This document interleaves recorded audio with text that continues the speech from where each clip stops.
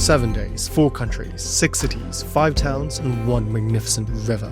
We are going to be sailing on the Danube for 8 days, so stay tuned as we cruise along this beautiful, magnificent river, stopping in incredible imperial cities as well as really beautiful towns. From Passau to Vienna and all the way to Budapest, we sailed in the Danube, crossing some of the most spectacular countries across Europe. And what makes this trip and this cruise super special is that this is the first time I'm bringing a family with me on this river cruise. My big sister, Maya. Hi everybody and welcome to In the Mood for Life. You look like Kate Winslet just coming out of Titanic. From someone across the globe, from Asia to Europe, and lived in 2 continents, traveled in many countries, I haven't had a chance to take my family on my own travel adventures until now. And not just any family, but one of the most special people in my life, and the first person who inspired me to travel in my whole existence. Can travel be meaningful? Absolutely yes, and it really doesn't get any better than this. Taking my own sister as we share new adventures and make new memories aboard the most beautiful river cruise ship I've been on thus far, the Amadeus Amara. Years ago, I wouldn't have thought I'd be doing this, but sometimes life takes you to places where you exactly need to be. Celebrating life and travel with one of my own personal heroes, who happens to be my sister, on this stunning ship, on a cruise on one of the most majestic rivers in the whole world.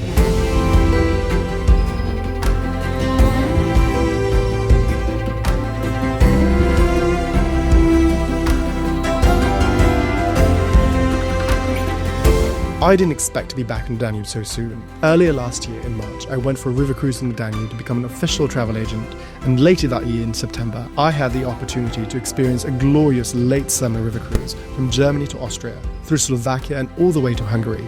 Thanks to Amadeus for offering me the chance to do this, film this whole river cruise adventure, and get to share this journey with my own sister.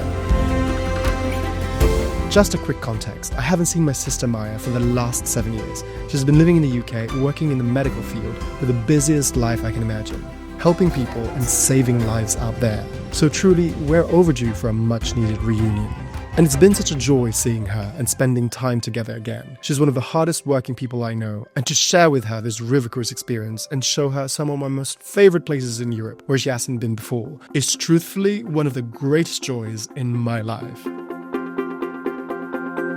Welcome everybody to Passau. We are in southern Germany in the autonomous region of Bavaria, and our Danube adventure starts here in this beautiful city. I mean, look at this. It's stunning. This is my first time in Passau. I've never been here before, so I'm really excited. This is the city of the 3 rivers, where 3 rivers meet. The Danube, the Inn, and the Eels meet. And you can literally see by the river that there are 3 colors converging into each other. How beautiful it is.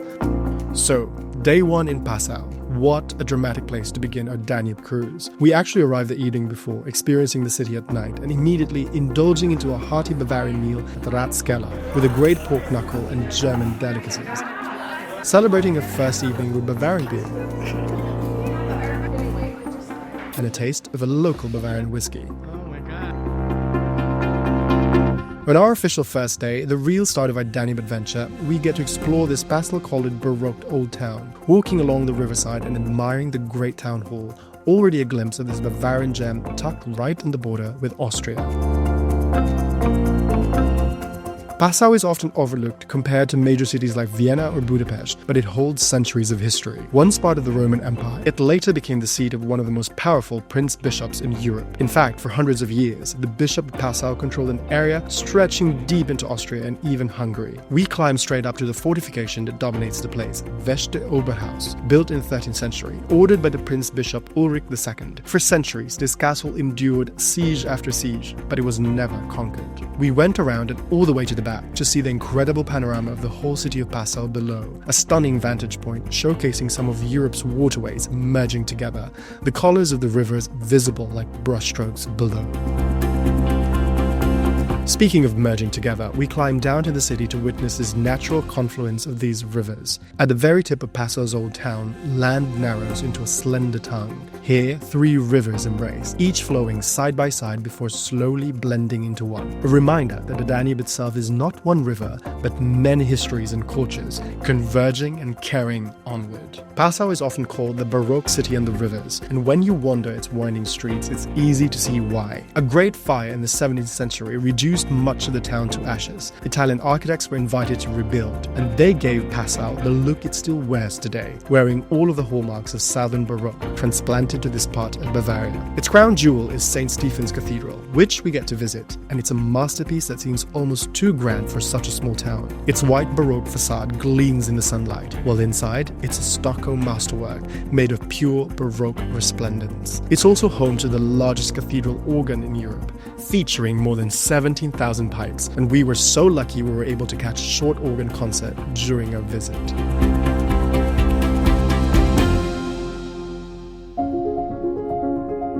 Then it was time to step on board our ship docked in Passau, our home on the river for the next 7 days, exploring and sailing the gloriously legendary Blue Danube.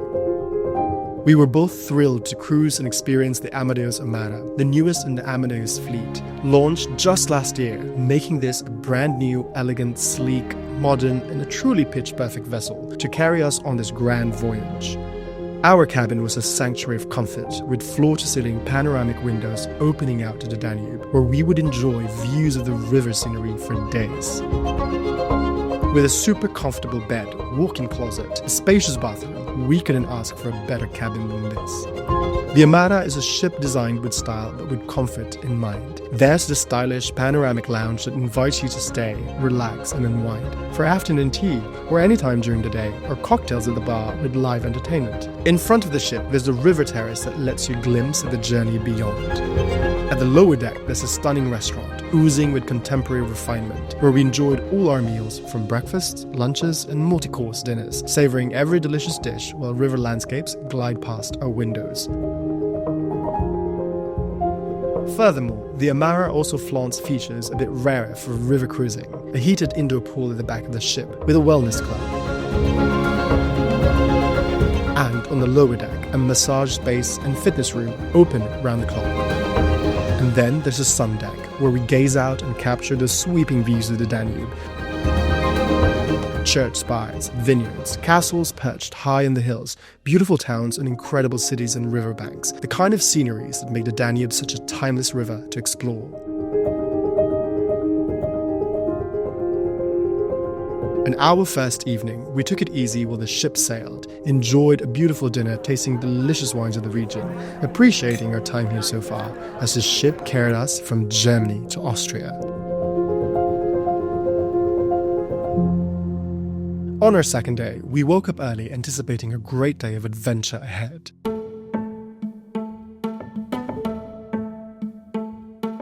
We were already in Austria. I went up to the deck to take a glimpse of the legendary Melk Abbey on the horizon and to witness our ship pulling in and docking at Emmersdorf, just across Melk. Before we headed out, we indulged in a sumptuous, rather grandiose breakfast, a real breakfast of champions, prepping us up for the big day. And then we were off to our first excursion, a visit to the Melk Abbey. We are currently in Melk and we are visiting the Melk Abbey, which is one of the most important Baroque pieces of architecture in the entire of Austria. It's so beautiful. I've been inside and I can't wait to show you, but this is really, really one of the finest Baroque churches I've been ever in my whole travel. Rising high above the Danube, Melk Abbey looks less like a monastery and instead reminds me more like some of the great palaces of Europe. This is actually a fully working monastery, and the Benedictines have been here since the 11th century, when Leopold II, Margrave of Austria, gave one of his castles to the order. Fire devastated the medieval abbey, and what we see today is its magnificent Baroque rebirth, rebuilt in the 18th century. We toured around its magnificent grounds and courtyards, surrounded by the exuberance of its ochre facade. We were shown inside the building, the gorgeous Baroque church, and a stunning library housing 100,000 tomes. But unfortunately, no filming is allowed inside. However, we get to appreciate this place and also highly regard the monks that have been living here for more than 9 centuries in one of Europe's largest and respected monasteries. And then there is the view. From the terrace, the Danube sweeps below, where the abbey serves as a gateway to the Wachau Valley. Before we left, we got to stroll briefly around the gardens, and then made our way back to the ship, where the Melk Abbey gleamed in the distance.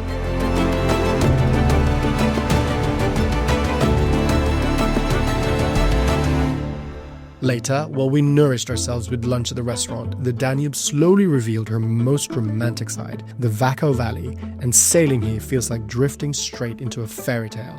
Vineyards rolling down the river, medieval castles perched above, the little villages that look unchanged for centuries. It's no wonder this stretch of the Danube is a UNESCO World Heritage Site, its history, wine and beauty all flowing together. That afternoon, we docked in Dürnstein, and just a short glimpse, you'll understand why it's the most picturesque of all Wachau towns. This is the second time I've been here, and this place is just so beautiful. It feels like time hasn't touched Dürnstein for centuries. Walking here feels like you've traveled back in time. We were shown around the town, the beautiful Baroque Dürnstein Abbey, a visual icon in the Danube River, plus a glimpse of the ruined castle perched above the mountain, with history that goes back to the Crusades. Dürnstein's narrow streets are lined with taverns and shops, which we explored, including tasting a hilariously named chocolate, which turned out to be really delicious, as well as sampling Wachau's famous apricot schnapps, which my sister and I both love. Wow, this is gorgeous. Let it be known that the valley is world famous for its vineyards. Just looking around here, you understand why Wachau Valley is one of the most beautiful river landscapes in all of Europe. This region is best known for its Grüne, Veltliner and Riesling wines, crisp, aromatic and deeply tied to the character of this landscape. We had a wine tasting at one of the local wine taverns, and we enjoyed every single sip of these delicious, characterful wines. It's a must when you're visiting Dürnstein, as part of experiencing the local flavors of this fascinating wine region. We left Dürnstein on a high note as our ship sailed on, enjoyed a little apple strudel cooking demonstration back on board, and of course eating and savouring them. And then later sipped some cocktails and officially met the ship's captain and crew. That evening, my sister and I spent some quality time on the deck with a ravishing sunset, the river glimmering as it should with the light.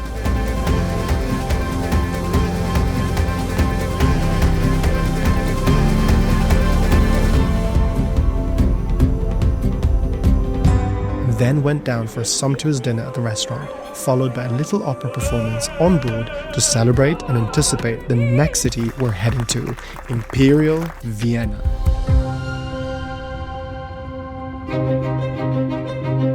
The next day, we docked right at the city of Vienna.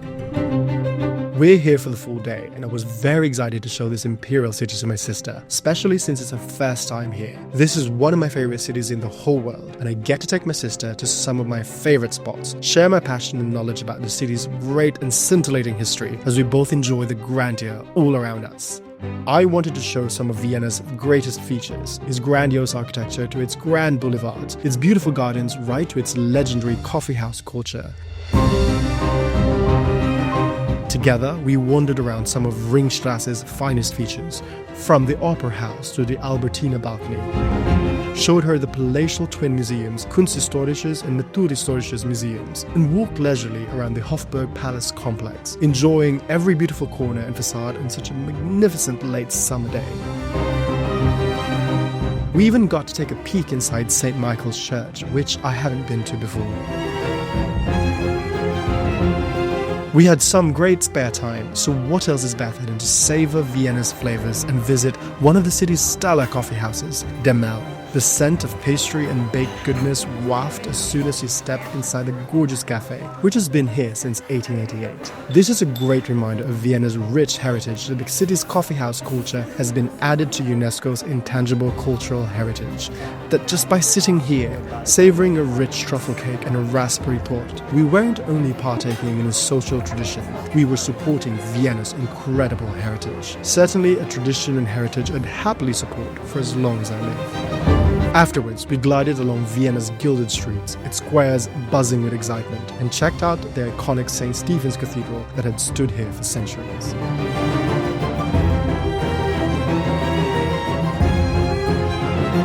But our great Viennese tour culminated that afternoon grandiosely with a visit to the Schönbrunn Palace, the summer residence so imperial that the Habsburgs had to fit 1,441 rooms and laid out an impressively vast garden outside that's one of the finest in Europe.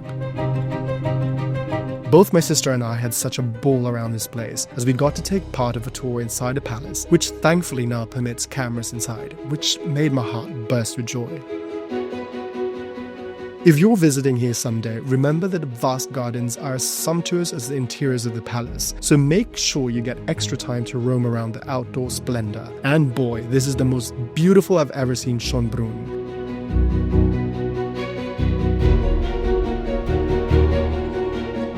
With this late summer light, this dazzling weather, with all the flowers in bloom, the beauty of this place shines even more. A real treat for a truly imperial day.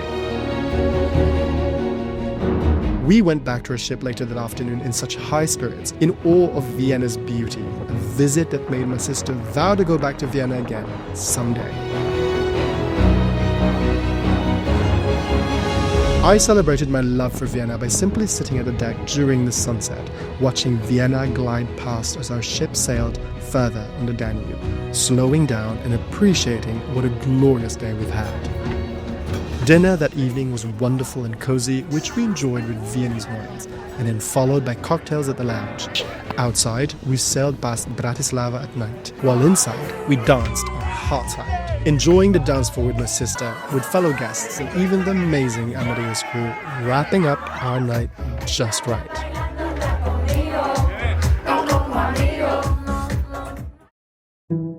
The farthest European country a river cruise sailed in the Danube was Hungary, and the next day, right after our Bavarian mid-morning snacks and beer, our ship approached another one of my favorite cities in the world, the renowned pearl of the Danube, Budapest. I've been in Budapest many times, but believe me, nothing quite prepared me for arriving in Budapest from a river perspective. It's just gobsmackingly beautiful. I mean, you can tell my sister and I were thoroughly captured by it. Few cities along this river captured us quite like Budapest, and we spent the whole time in the top deck, just in awe of the city around us.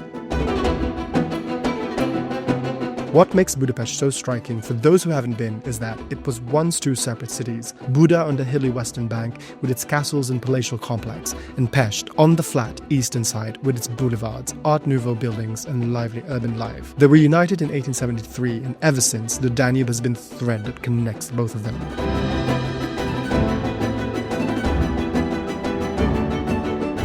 Would you believe I'm back in one of my favorite cities in Europe?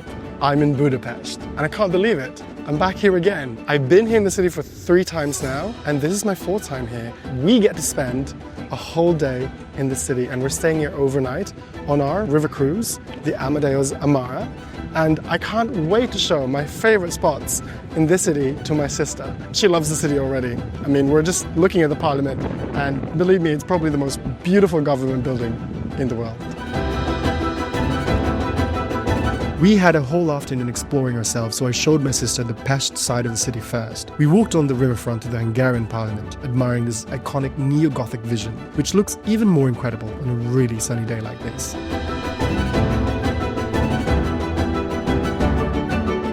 I just never tire of visiting and being in the city. We walked through boulevards and streets, crossing the famous Liberty Square with its fountains, just soaking in that city atmosphere, and then headed to St. Stephen's Basilica, which is the city's highest structure.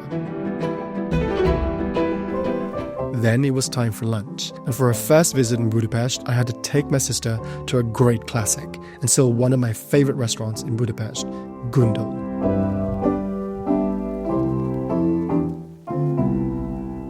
Just being inside this place is like a time capsule of the bygone era of the Gilded Age, where you dine resplendently and decently, where you tuck into amazing traditional Hungarian food with goulash, foie gras, beef and chicken paprikas, paired with beautiful local Hungarian wines, and accompanied with live piano music that just takes you out of the modern world and plunges you right into the good old days. We finished off our meal with a prize-winning Somlo sponge cake, rich with chocolate, vanilla custard, for a real Hungarian experience.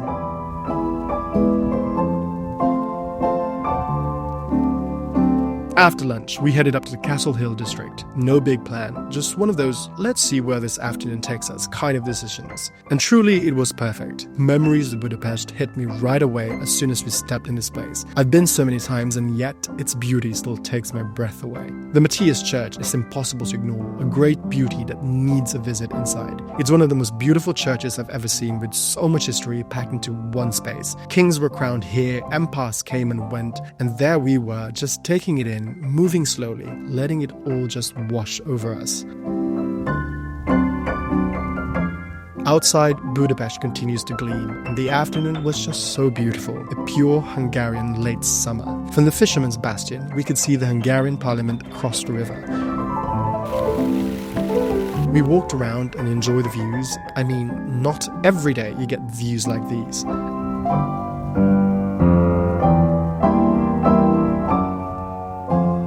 A great reminder that Budapest doesn't really need to impress, because it already has proven itself time and time again.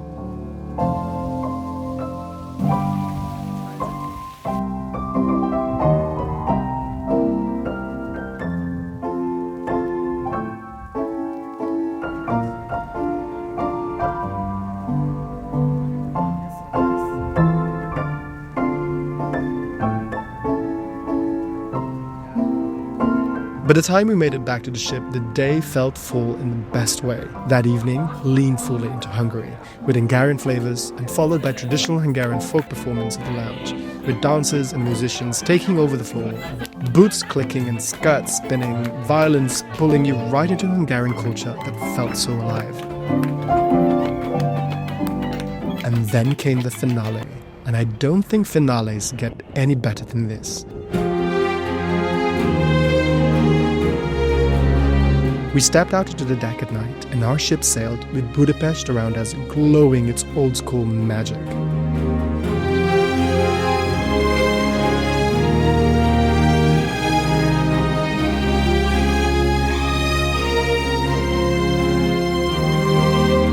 Wow, doesn't even begin to cover it. Bridges strung with light, the parliament glowing like a crown, the Danube turned into reflections of gold. The city felt almost unreal, vivid, cinematic, like a dream you don't want to wake up from. We stood there quietly, wrapped in the night air, watching Budapest slip past. Some cities are truly masterpieces, and this is one of them. This may be the pearl of the Danube, but at night, it feels more like a crown jewel of Europe.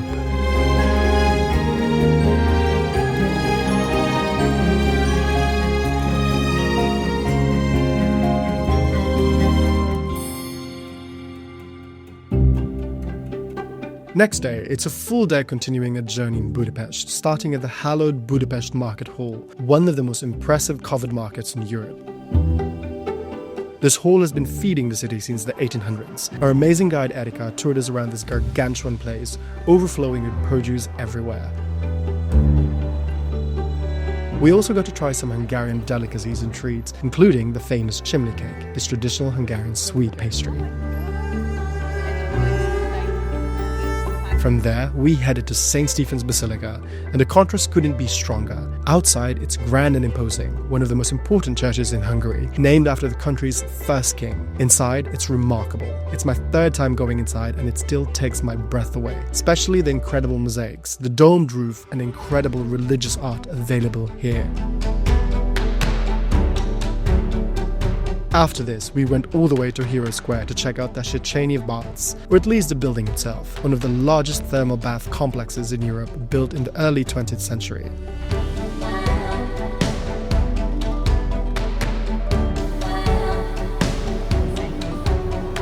Then we rode the oldest metro line in continental Europe to Vörösmarty tér to visit one of Budapest's greatest and oldest cafe institutions, Zserbo.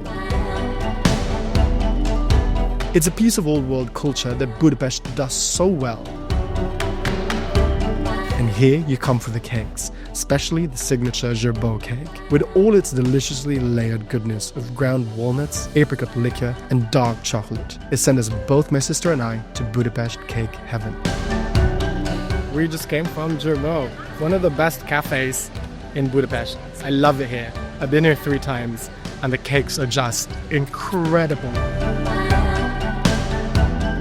Our Budapest journey concluded, and we went back to our ship in high spirits, freshened up with cocktails made by the amazing Ishao, and enjoyed a perfect seafood stew lunch. That afternoon brought us deeper into Hungary, seeing different unexpected sides to Hungary in this river cruise. We headed to Szentendre, this little town that's located 40 minutes away from Budapest, a picture-perfect town at the Danube bend that, as we've learned, have become an artist's colony since the early 20th century.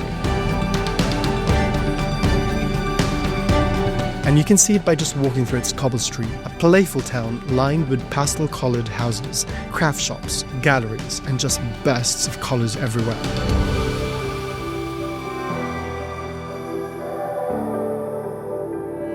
Historically, the Serbians to Greeks migrated here during the Ottoman Wars and settled alongside the Hungarians and the Germans, making Szentendre feel so richly mixed for such a small place.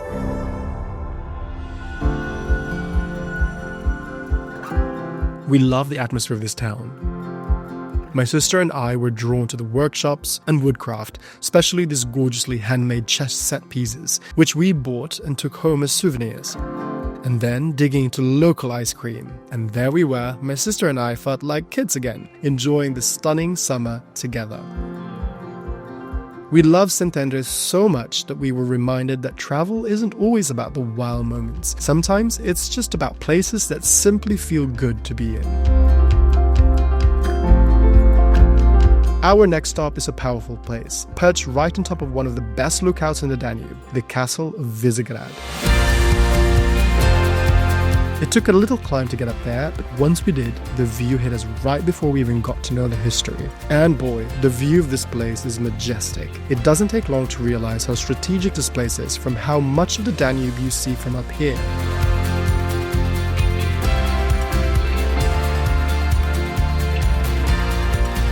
We walked around 13th century castle, Hungary's effort to ward off Mongol invasion, this raw, rugged fortress with one of the most magnificent panoramas in Hungary. We climbed higher to the very top, feeling the wind and appreciating the mighty Danube below. We're just gonna slide. Our last stop during our tour in Hungary is a place that they call Hungarian Rome, where Hungary's largest basilica stands, its green dome rising above the river, where Hungary's first king and saint was crowned, and from where Christianity spread throughout the kingdom. This is Esztergom. Long before Budapest, this is the spiritual and political heart of the country. The basilica we see today isn't medieval. It's a 19th century reconstruction after the Ottoman destruction. The oldest surviving part is the Bacchus Chapel, with its red marble, Italian Renaissance influence. Beneath the dome sits the largest altarpiece in the world, painted in a single canvas. And then there's a view outside. We stepped out and looked out towards the Danube, where we can see Slovakia just across the river. There we stood on centuries of history and the foundation of a country shaped and formed the Hungarian identity that we know today.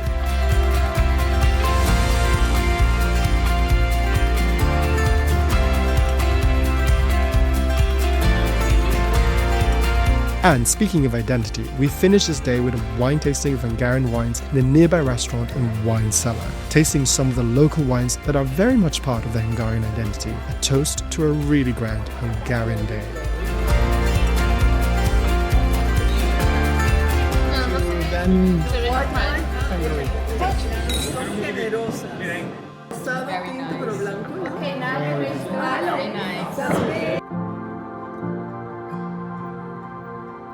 We headed back to our ship just in time for sunset, catching the golden hour.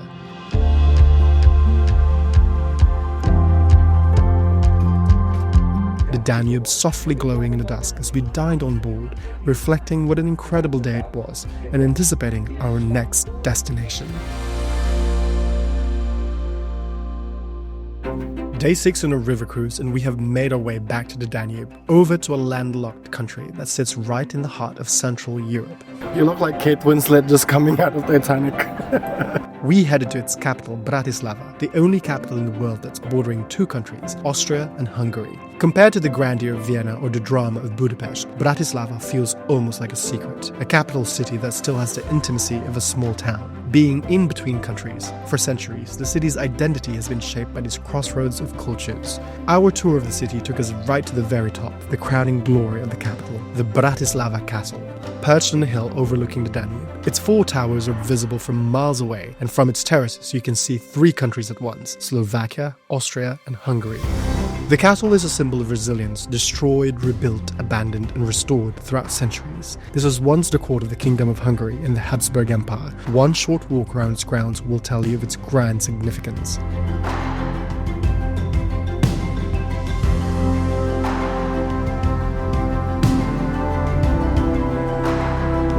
We took our time walking around the castle, enjoying the grounds and enjoying the amazing lookouts this hill provides, including the spire of St. Martin's Cathedral, which bears a giant golden crown at the top, commemorating this as a city where kings and queens were crowned.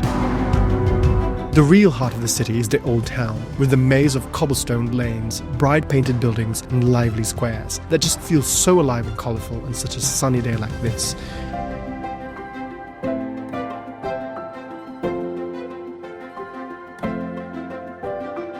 We stopped by at a local pastry shop to taste these amazing Bratislava pastries filled with poppy seeds, and God, they're really delicious. What I love about Bratislava is that it's a small old town. Everything is so walkable, but it's brimming with so much colour and character. Formerly called Pressburg, at the time of capital, the Kingdom of Hungary, this place somehow doesn't shout grandeur, but has a sense of history in place, filled with a very present sense of everyday life around. There's medieval and classical and baroque, and yet there are touches of whimsical sculptural work such as Chumil, which everyone adores. It's what makes Bratislava so endearing, making this a short yet delightful stop on a Danube River Cruise. We headed back to our ship just in time for lunch, and soon it was time to head out for our activity that afternoon, a wine tour of the slopes of the little Carpathian mountains in a district called Rača, with just a short ride outside the city and definitely one of Bratislava's best kept secrets. Here is Slovakia's 700 years of winemaking history hidden around these hills, and Rača is one of the oldest wine growing areas in the country, long before Bratislava became the capital, and right now this tradition is very much alive. Here it's all about family cellars, small producers and old wine houses where the focus is on tradition, not pretense. And we were toured around Visegrád vineyard, a small yet historic producer, and we got to taste their wines, the Frizzante and Rosé made from Blaufränkisch, or the Blue Frank grape variety, here called Frankowka Modra, as well as the taste of their superb Riesling wine. Nothing better than tasting wines on such a gorgeous summer day, surrounded by rolling vineyards. And to truly elevate this wine experience, we headed to the wine cellar and garden, where we tasted even more wines, especially the spectacular red, also from the Frankowka Modra variety, supposedly known as favorite of Empress Maria Theresa. Unsurprisingly, we took a few bottles home with us. Truly, the key takeaway of this wine experience here in Rača was that wine production here feels and tastes authentic, neither a luxury nor industrial production, but rather as a daily part of life. We could feel it by just being there, tasting local wines and celebrating the harvest season. We headed back to our ship with the realization that sometimes it's a small capital that surprises us. Bratislava was so approachable and grounded, a city that felt lived in rather than put upon. We learned so much, and we even got to taste amazing wines. We watched the sunset on our ship that evening as we sailed back in the river, Maya looking spectacular in this dress, enjoying our last evening on this ship in the Danube. Later, we enjoyed the captain's gala dinner that night, a special extravaganza of food and merriment, with the staff joining into the celebration of this unforgettable Danube cruise. Our last stop in the Danube Rhapsody River Cruise was Linz, back in Austria. We only had the morning and briefly visited the city, wandering around its old town, surprising us with its mix of history and modernity. It's a prominent university city, so alongside its imperial heritage, there's a thriving contemporary feel to it. The old town is a delight to wander. It's a classic collection of Austrian and Central European character. Beautiful Baroque buildings, majestic cathedrals and churches, charming streets and squares, where the Middle Ages and the Habsburg influence sit side by side. We're on the lookout for one thing though. Linz is famous for the world's oldest cake recipe, the famous Linzer Tort, and we found it at Hofbäckerei, essentially court bakery. This cute bakery/cafe corner has been here for centuries, and they have the Linzer Tort with a recipe that dates back to 17th century Austria, that buttery pastry with raspberry jam covered in lettuce. We took some home and even bought more Linzer cookies and treats because why not? For a river cruise, it's the perfect last stop to savor culture, taste local specialties, and reflect on the journey before returning back home. That afternoon, we headed to Munich to catch our flights next morning. But before we left the city the next day, we celebrated our Danube adventure at the incredible Bavarian classic, the Augustiner Stammhaus, tucking into mighty Bavarian dishes and even mightier Bavarian beers.